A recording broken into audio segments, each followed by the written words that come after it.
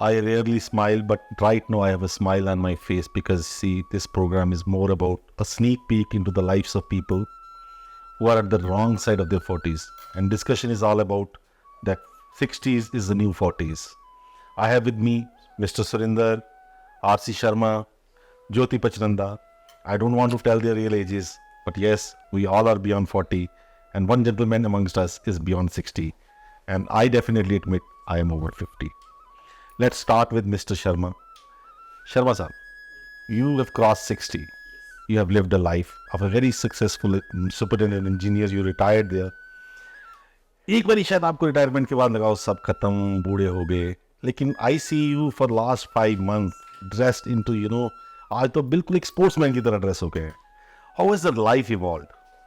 देखो, मैंने ये आपने बड़ा वैसे एक तो टॉपिक बड़ा अच्छा चुना आज आपने, और this is worth A topic इसलिए क्योंकि देखो एक टाइम था जब लोग बोलते थे यार 50 साल हो गए और अब तो इसको कुछ और करना चाहिए, कुछ नहीं करना चाहिए, बस ऐसे सेवा करो, ये करो. मोस्टली मैं तो इस सर्कल में चलता हूँ कि भाई देखो 60 ईयर्स पे कोई भी किसी प्रोफेशन में, whether is a doctor, whether is an engineer, whether is a teacher, तो वो लोग इतना एक्सपीरियंस हो गया होता है तो work is at that time.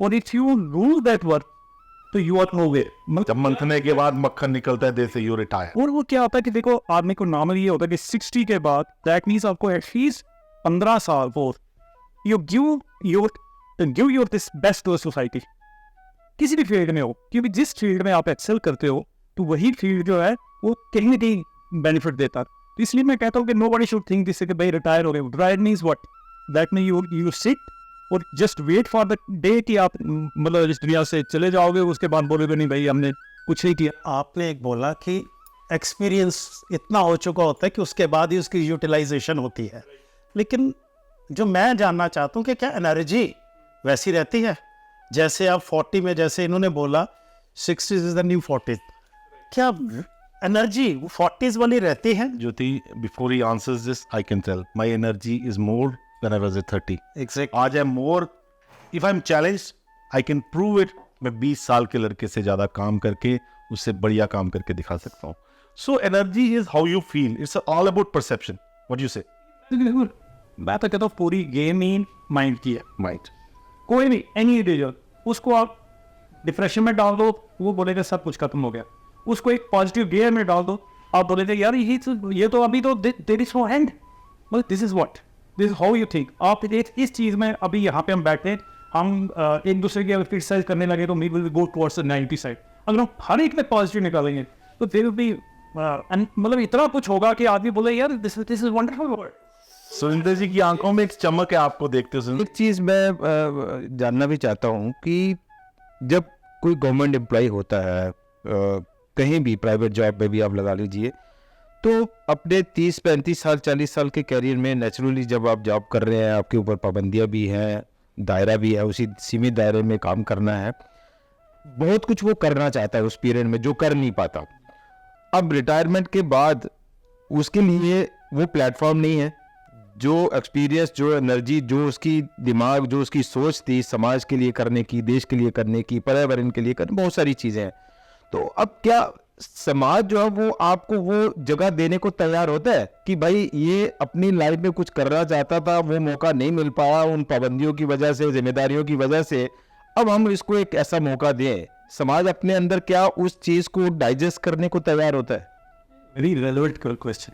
मैं कहता हूँ बहुत रेलिवेंट क्वेश्चन है. रीज़न ये है कि it all depends upon the individual personality.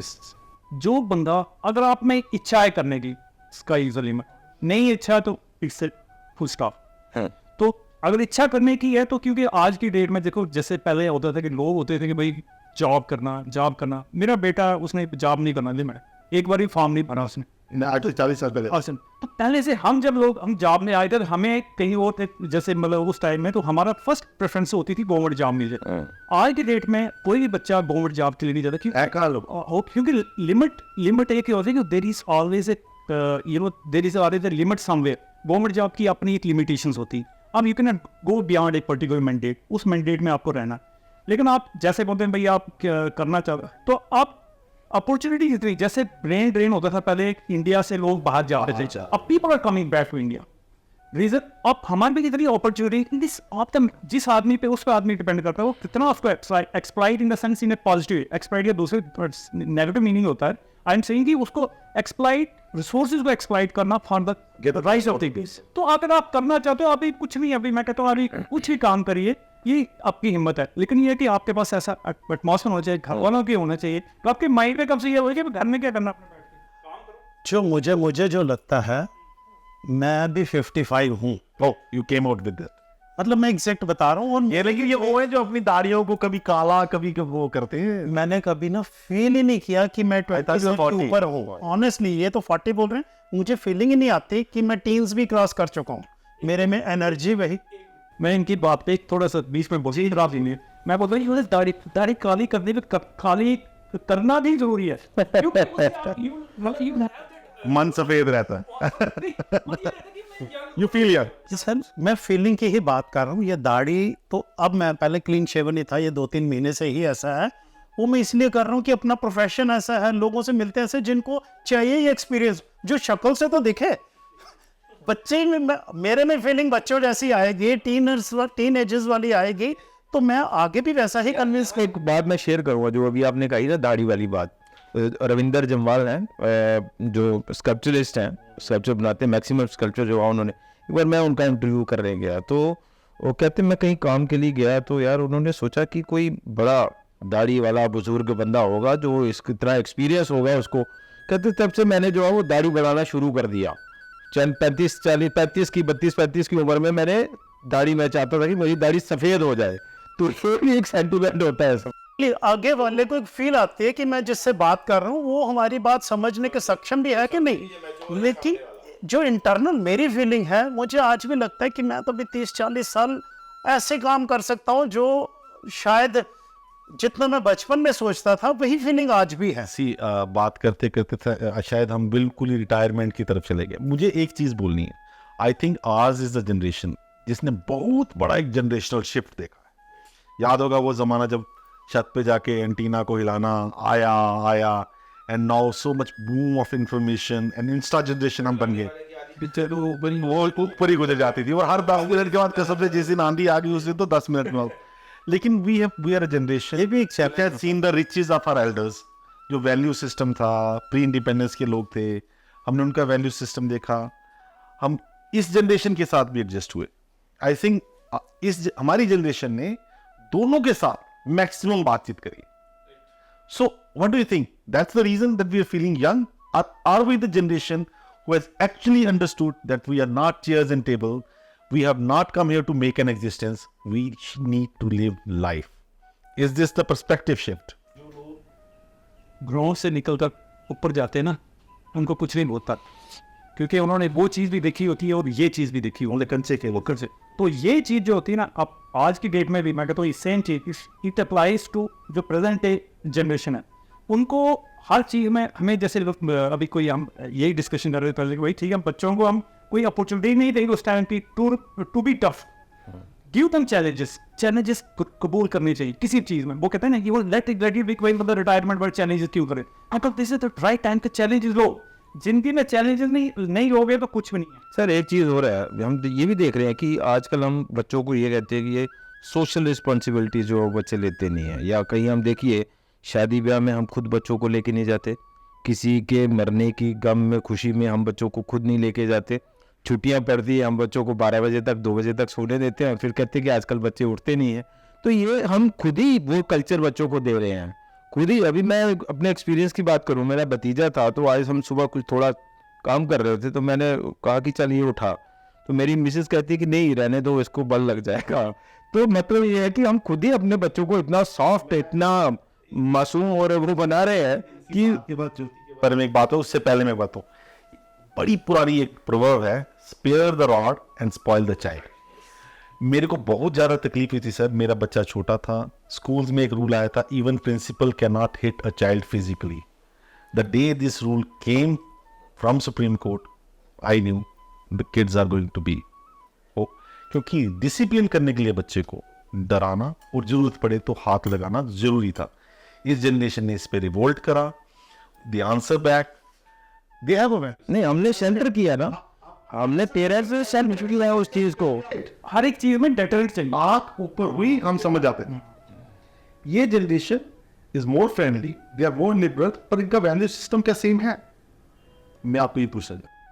देखिए वैल्यू वही बात है कि हम क्या दे रहे हैं अपने बच्चों को। सब कुछ दे रहे हैं। ठीक है, नहीं फैसिलिटीज वाले से हम सब कुछ दे रहे हैं, लेकिन हम क्या वो पीढ़ी दर पीढ़ी जो रवायत हमने देखी, क्या उसको हम आगे कंटिन्यू, जैसे अभी हमने बात की नहीं दे रहे थे उनको इंडिपेंडेंट चार्ज। अब देखिए हमें उनको पिकनिक जाने के लिए पेरेंट्स अलो नहीं करते। अकेला बच्चा कहाँ जाए? सर आज छुट्टी होती है, बच्चों को घूमने जाते हैं, ताए के घर नहीं जाना, चाचे के घर नहीं जाना, मामे के घर नहीं जाना, मासी के घर नहीं जाना, बुआ के घर नहीं जाना। क्यों?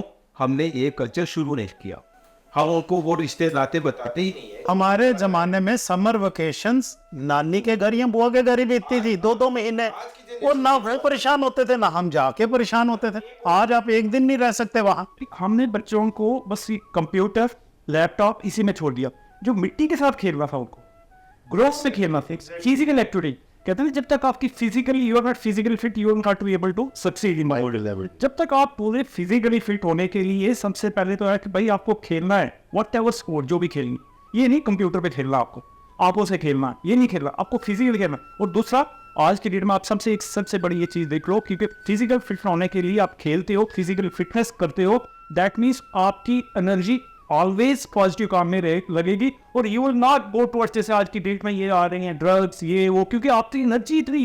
तो मेरे साथ एक चीज मैं थोड़ा यहाँ समझना चाहूँगा, ये भी कि जो हमारी पीढ़ी है, मैं अपने एज ग्रुप के लोगों की बात करूं, ब्रेड बटर अर्निंग में ही जो है वो इतना दौड़ा हुआ है, इतना उलझा हुआ है कि आप बच्चों के साथ उतना टाइम स्पेंड नहीं कर पाते, क्योंकि खर्चे इतने हैं, बर्डन इतना है, रिसोर्सेज बहुत कम होते हैं। मैं मतलब जनरली हम बात कर रहे हैं, वो भी कहीं ना कहीं छूट जाती है, वो बच्चों के साथ जोड़ने की जो कड़ी है वो कहीं छूट जाती है। सुरेंद्र जी, पहले था necessities were basic. आज luxuries have become necessities. Offices have gone paperless. Furniture in the houses have become minimal, but the cost of the walls have become crores. पहले एक छोटा सा घर बनाते थे अपनी चीजें और एक घरौंदा तैयार करते थे। आज महंगा घर खरीदते हैं, मिनिमल फीचर फर्नीचर लाते हैं और फिर उसमें कैद होके रह जाते हैं। एक घर में मैक्सिमम एक ही कमरा, 2 कमरे यूज होते हैं। सो द प्रॉब्लम इज हमने अपनी नेसेसिटीज को बढ़ा के लग्जरीज को भी उसमें ले लिया। 60 साल की एज में अपने आप को यंग फील कर रहे हैं। हम क्यों कर रहे हैं? हमारी आने वाली जनरेशन ये नहीं कर पाएगी। At 30 हम they भी will be हैं। distress, suicide, depression. This is going to be the बीमारीज of tomorrow. वो बच्चों की इतनी गेम्स होती थी जिनको आज हमारे बच्चे जानते ही नहीं है। PS4, Xbox ही रह गया sir. They're confined to the पूरे मोहल्ले में गांव में किसी के साथ इंटरेक्शन नहीं होता, रीजन वो सारे घर में कन्फाइंड। मैं बताता हूँ, मैं जिस स्कूल में पढ़ता था ना, मैं 4th में फेल हो गया, मुझे प्रमोट कर दिया गया जी स्पोर्ट्स में बड़ा अच्छा है। 5th में फिर फेल हो गया, फिर प्रमोट कर दिया गया जी स्पोर्ट्स में अच्छा है। 6th में फिर फेल हो गया स्टडीज में। मैं स्पोर्ट्स की बात बता रहा हूँ कि मुझे फिर प्रमोट कर दिया। फिर घर से थोड़ा प्रेशर बनना शुरू हो गई, छोटी क्लासेस तो ठीक है, अब तो वो आगे जा, फिर स्टडीज का प्रेशर हुआ और मेरे टीचर्स को मेरे पेरेंट्स जाके बोल के आए इसको मार दो, हम घर से कोई पूछने नहीं आएगा। वो टीचर क्लास में घुसते ही सबसे पहला अटैक मेरे पे, और आज भी हम उनके चरण नमन करते हैं। मारते थे पर उन्होंने हमें पढ़ाना सिखा दिया, किसी ने नहीं की सर। मैं आज भी उनसे, जब भी अब बुजुर्ग हो गया, वो भी हम बुजुर्ग नहीं, मैं अपने आप को कह सकता, पर चलो उनकी नजर में हम बड़े हो गए, 5 years old young. लेकिन फिर भी हम उनको नमन करते हैं। और वो भी हमारी पूरी याद है उनको कि ये बच्चा होता था, इसको मारते थे, उनको इच्छा से थोड़ी मारते थे। पूरा जो है ना पूरा का पूरा हम ये नहीं कहेंगे कि जो ये जो अगली जनरेशन है वो दोषी है इसके लिए। बहुत हद तक हमें लगता है हम दोषी हैं इसके लिए। मैं एक छोटा सा यहाँ वाक्य बताऊंगा। दोषी नहीं कह रहे। जो ट्रांजिशन हमने देखी और जो ये जनरेशन देख रही है उसमें बहुत ज्यादा फर्क है, क्योंकि हमने अपने बड़ों को मेहनत करते देखा, हमने उसको समझा। इस जनरेशन के पास टाइम नहीं और हमारी मेहनत दिखती नहीं, हमने समझाया नहीं। आप याद करिए 40 साल के भी आपके फूफा जब मामा होते थे घर में, जब हम छोटे थे, हम सोचते थे कितने मैच्योर होंगे, बड़े क्या बातें करते होंगे। एट 50 आई अंडरस्टैंड, वो भी हमारी तरह ही बातें करते होंगे। At 50 I feel like 25 year old.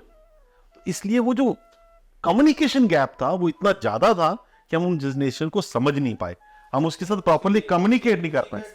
वहां पे ये जनरेशन लगी है। एग्जाम्पल मैं बताऊँ, ये जो चीज़ है हमारे हाथ में, ये मोबाइल, तो इसने भी बहुत कुछ तबाह किया। इसलिए तो फैमिली दबा कर रही। एक डाइनिंग टेबल पे 5 लोग, साथ पांचों के हाथ में मोबाइल, पांचों की गर्दनें झुकी हुई। एक वीडियो मैंने बड़ी देर पहले देखा था। एक टीचर होती है और वो स्कूल में जो है वो ऐसे देती है बच्चों को कि अपनी फेवरेट चीज़ पर ऐसे लिखिए। उसकी बेटी भी उसी क्लास में होती है और वो बेटी जो है वो मोबाइल पे ऐसे लिखती है और माँ जो है चेक करती है, शाम को आके वो पढ़ती है, अपने हस्बैंड को वो बताती है कि ये देखिए मोबाइल पे बेटी ने ऐसे लिखा है। कि वो कहती है कि मैं मोबाइल बनना चाहती हूँ। ओके, मैं मोबाइल बनना चाहती हूँ क्योंकि मेरे पापा, मेरे मम्मा, घर में सब फैमिली लोग मोबाइल है तो मैं भी उनके हाथों में बड़ा इमोशनल केयर करते हैं एग्जैक्टली जो हमारी नहीं हो पाती। ये बड़े जज्बात हैं, बच्चों के फीलिंग्स हैं ये। इन्हीं कारण जो है ना डिग्रेडेशन जितनी हो रही है। वो दूसरा क्या है कि जैसे जैसे आप बच्चा है वो अपने कमरे में, बेटी है दूसरे कमरे में, आप खुद कर रहे हो, तो वो जो oneness, sharing of thoughts, sharing of तो ये इन चीज़ों की जो वो होती है ना एनर्जी, जैसे हम भाई आपने शुरुआत में ही कहा ये माइंड गेम है। आपके दिमाग में अगर आप बूढ़े हो गए तो आप बूढ़े हो जाओगे। अगर आप अपने आप को यंग फील करते रहोगे, हमारी स्टेट में फारूक अब्दुल्ला, मैंने लास्ट ईयर उनका इंटरव्यू किया और मैंने इंट्रोड्यूस उन्हें कराया, 85 इयर्स के युवा। वो बड़े खुश हुए और है भी वो युवा, आज भी उतने एक्टिव हैं। अभी थोड़ा सा एक आधे साल में थोड़ा सा वो उनकी फीलिंग आती है। आप अजीत डोभाल को ले लो, अगर माइंड गेम ना हो वो तो 85 में आप काम बंद कर चुके होते हैं। बात शेयर करूं, मैं कई बार ऐसे हम बात करते हैं कि हम बूढ़े हो जाएंगे। मेरी छोटी बेटी है 4 साल की, आप यकीन मानिए वो रोना शुरू हो जाती है, कहती है पापा मैं हमारे बड़े होने तक आप बूढ़े नहीं होना। सेम मेरी डॉटर भी यही कहती है, पापा बूढ़े हो जाओगे, वेरी बूढ़ा होगा, ऐसे ही होगा। Having said everything, this is a more emotional generation. Same sir मेरे घर We were sensitive. This is a very emotional generation. They come and express their thoughts. They're very when they have to say a thing, they say. हम तो बोल ही नहीं पाए। हम शायद अपने पेरेंट्स को इस एज तक भी नहीं बोल पाए कि how much we care, how much we think about them. ये जनरेशन बहुत एक्सप्रेसिव है sir, give it to them when it is due. ये टॉपिक एंडलेस होता है। I come to each of you. मेरे को एक प्रश्न है शर्मा जी, 3 आइटम्स जो आपके बकेट लिस्ट में हैं आफ्टर 60, कोई 3 चीजें जो आपको अभी भी करनी है, which you still felt when you were 20, वो आज भी आपको करनी है। 3 ऐसी चीजें सोची जाए। अपने लिए तो काफ़ी सारी चीज़ें जो अभी रही हैं करने के लिए, जैसे वाइडली ट्रैवल करना, कहीं आउटसाइड जाना, ये करना, वो आपने, क्योंकि इस सिस्टम में जब तक बिजी रहता आदमी तो यू डोंट गेट टाइम अपने लिए, वो पूरे उसी में सिस्टम है, क्योंकि सुबह शाम उसी में काम में लगा रहता हूँ। बट जैसे मैं कहता हूँ अपने सिस्टम में बीइंग, मैं चाहता हूँ कि I should impart some education, मतलब लोगों को मैं ऐसा एक्सपीरियंस बताऊँ कि यार यू डू दिस वे, ये चीज़ें और ज़्यादा अच्छी हुई, जो शायद मुझे 10 साल सर्विस में नहीं पता था, वो 20 साल सर्विस में पता लगे। जब 30 ईयर्स हो गई तो और ज़्यादा कुछ पता लगी है। We should do Last 20 minutes, I've become a fan of yours. I've understood there is so much in you to give. Why don't you become a motivational speaker? I've been giving trainings to also, I'm just with government to, I mean, 2-3 दिन में I think I would request this platform to utilize your services more. And with this, I'll come to Surinder bhai. Surinder bhai, 3 जल्दी rapid आपके लिए। देखिए, जैसा शर्मा साहब ने कहा, बड़ी सारी चीज़ें जो है वो आप करना चाहते हैं। मेनली जो है वो ये होता है कि चूँकि ये पत्रकारिता पे भी है, तो समाज के लिए, राष्ट्र के लिए कुछ बेहतर किया जाए। और बड़े बड़े पैमाने पर आप कुछ चीज़ें नहीं कर सकते, लेकिन कहीं से भी एक छोटा सा अंश आप अपने देश के लिए, अपने समाज के लिए, अपने परिवार के लिए कर पाए, तो हमें लगता है वही एक सबसे बड़ी उपलब्धि होती है इंसान की। पॉकेट फुल नहीं है, सब खाली है, लेकिन इसको इतना भरना है, इतना भरना है कि आने वाली जनरेशन भी हमसे कुछ एग्जाम्पल ले, हमें सीखे हमसे कुछ, कि इस एज में, एज कभी नहीं आदमी को बैरियर होनी चाहिए। आदमी की एज, माय मदर इज़ 85, वो आज भी उनको एक बार बोल दो कि रोटी मैं भूखा हूँ तो रात को 2 बजे मैं अभी आई फुल्का बना के, उनमें कभी एनर्जी ख़त्म नहीं होती। और उन्होंने सारी ज़िंदगी काम किया है, जो काम करेगा ना वो करता रहेगा, वो बूढ़ा नहीं होगा। जो एक बार आपने फील कर लिया अपने आप में कि आई एम ओके, अब मैं घर बैठूंगा, तो आप फिर उठ ही नहीं पाओ। अब यही हम आपसे भी पूछना चाहते हैं ना, आप बताओ।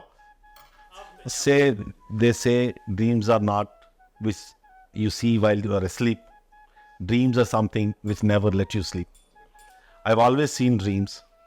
I'm a dreamer. And I'll say none of my dream till now has been fulfilled. I have a lot to offer.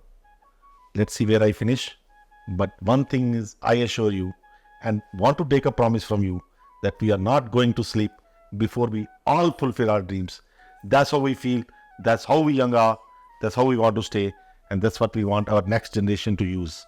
Thank you. Great. Meet you soon on this program. And we'll make episodes of this. We have decided this will continue if you give your love and affection. Thank you and goodbye.